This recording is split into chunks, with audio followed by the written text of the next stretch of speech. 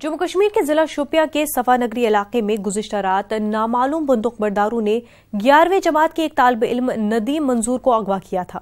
अगवा करने के बाद उसे गोलियां मारकर हलाक कर दिया। बताया जा रहा है कि नदीम मंजूर को बंदूकबरदारों ने घर के बाहर से अगवा किया था। जिला पुलवामा के नकलूरा इलाके में नदीम की गोलियों से छलनी लाश बरामद हुई है। आज जब उसकी लाश को उसके आबाई इलाके सफा नगरी पहुंचाया गया तो वहां सब मातम बिछ गया।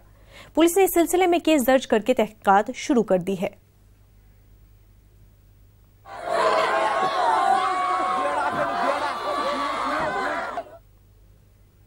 ये निकला था घर से, जब रात देर तक घर नहीं आया तो हमने इसको ढूंढने की पूरी कोशिश की। इसके दोस्तों से बात भी की, लेकिन किसी से कोई राब्ता नहीं हुआ और किसी ने कोई जवाब भी नहीं दिया। एट लास्ट हमने पुलिस स्टेशन फोन किया तो उन लोगों ने बोला हमें एक डेड बॉडी मिली है। तो फिर मैंने फेसबुक खोला तो फेसबुक पे मैंने अपने भाई की डेड बॉडी देखी और ये भी पता नहीं किन लोगों किसने इसको उठाया, ये भी हमें मालूम नहीं, क्योंकि घर में था ही नहीं, घर से बाहर ही था। घर से बाहर इसको उठाया, उसके बाद हमें पुलिस स्टेशन से फोन आया तो मैंने फेसबुक पे जब फोटो देखा तो उसके बाद पुलिस स्टेशन से फोन आया, ये नदीम अहमद भट्ट, मंजूर अहमद भट्ट सफा नगरी का रहने वाला और पीयूसी में पढ़ता था, आज भी पीयूसी क्लास में पढ़ता था। 17-18 इसकी एज होगी। पंजाब में कश्मीरी मिलिटेंटों की मौजूदगी की खबर के बाद हाई अलर्ट जारी किया गया है। बताया गया है कि सिक्योरिटी फोर्सेस ने कश्मीर के मिलिटेंट जाकिर मूसा को पंजाब के इलाके में देखा है।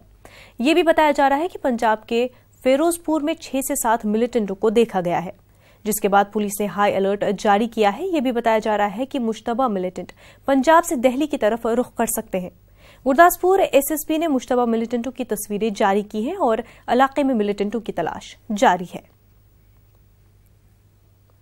ਇਨਪੁਟਸ ਆਈਆਂ ਸੀਗੀਆਂ ਕਿ ਜਿਹੜੇ ਜੈਸ਼ ਮੁਹੰਮਦ ਦੇ ਕੁਝ ਜਿਹੜੇ ਹੈਗੇ ਬੰਦੇ ਉਹ ਇੱਥੇ ਇਨਫਿਲਟ੍ਰੇਟ ਕਰਨ ਨੂੰ ਫਿਰਦੇ ਨੇ ਫਿਰੋਜ਼ਪੁਰ ਸੈਕਟਰ ਤੋਂ, ਉਹਨੂੰ ਮੱਦੇਨਜ਼ਰ ਰੱਖਦੇ ਨੇ ਅਸੀਂ ਵੀ ਆਪਣੇ ਜਿਹੜੇ ਹੈ ਪੂਰੇ ਪ੍ਰੀਕਾਸ਼ਨਸ ਲਏ ਹੈਗੇ। ਸੈਕੰਡ ਲਾਈਨ ਆਫ ਡਿਫੈਂਸ ਜਿਹੜੀ ਸਾਡੀ ਹੈਗੀ ਆ ਉਹਨੂੰ ਅਸੀਂ ਪੂਰਾ ਐਕਟਿਵ ਕੀਤਾ ਹੈਗਾ ਆਲਰੇਡੀ। ਮਤਲਬ ਜਿਹੜਾ ਅਸੀਂ ਜਿਹੜੀ ਗੱਡੀਆਂ ਸਾਡੀ ਬੁਲਟ ਪ੍ਰੂਫ ਗੱਡੀਆਂ ਹੈਗੀਆਂ ਉੱਥੇ ਇਨ ਪਲੇਸ ਹੈਗੀਆਂ, ਐਕਸਟਰਾ ਫੋਰਸ ਵੀ ਅਸੀਂ ਲਾਈ ਹੈਗੀ ਆ, ਡੇਰੇ ਦੀ ਚੈਕਿੰਗ ਵਗੈਰਾ ਚੱਲ ਰਹੀ ਹੈਗੀ ਆ, ਅਸੀਂ ਪੂਰੇ ਪ੍ਰੀਕਾਸ਼ਨ ਲਏ ਜੀ ਆਪਣੇ ਵੱਲੋਂ। ਜਾਕਿਰ ਮੂਸਾ ਦੇ ਪੋਸਟਰ ਦਿਨ ਲੱਗੇ ਨੇ ਕੋਈ ਗੱਲ? ਹਾਂ, ਉਹ ਅਸੀਂ ਆਲਰੇਡੀ ਲਾਏ ਹੋਏ ਆਪਣੇ, ਉਹਦੀ ਵੀ ਸੀਗੀ ਪਹਿਲਾ ਮੂਵਮੈਂਟ ਕਿ ਉਹ ਇੱਥੇ ਦੇਖਿਆ ਗਿਆ ਅੰਮ੍ਰਿਤਸਰ ਵਾਲੇ ਪਾਸੇ। ਉਸ ਗੱਲ ਨੂੰ ਮੁੱਦੇ ਰਹੇ ਅਸੀਂ ਪੋਸਟਰ ਲਾਤੇ ਸਾਰੇ ਪਾਸੇ ਕਿ ਕੋਈ ਇਹੋ ਜਿਹੀ ਮੂਵਮੈਂਟ ਹੁੰਦੀ ਤੇ ਸ਼ੱਕੀ ਮੂਵਮੈਂਟ ਤੇ ਇਮੀਡੀਏਟਲੀ ਪਬਲਿਕ ਵੀ ਅਵੇਅਰ ਹੋਵੇ, ਇਸ ਬਾਰੇ ਕੋਈ ਇਨਫੋਰमेशन आवे सानू दवे।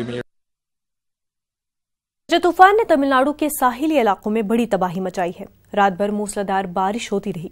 120 किलोमीटर फी घंटे की रफ्तार से हुई हवाएं चली, सैकड़ों दरख्त जड़ से उखड़ गए। महकमे मौसमियात के अलर्ट के बाद जनूबी तमिलनाडु के साहिली इलाकों में हजारों पुलिस एहलकार तैनात किए गए हैं। 65,000 से ज्यादा लोगों को महफूज मकामात पर मुंतकिल किया जा चुका है। महकमे मौसमियात के मुताबिक आज रात भी गजा का कहर जारी रह सकता है। सिक्योरिटी के मद्देनजर 164 कैंपों में लोगों को शिफ्ट किया गया है। हालात पर गहरी नजर रखी जा रही है।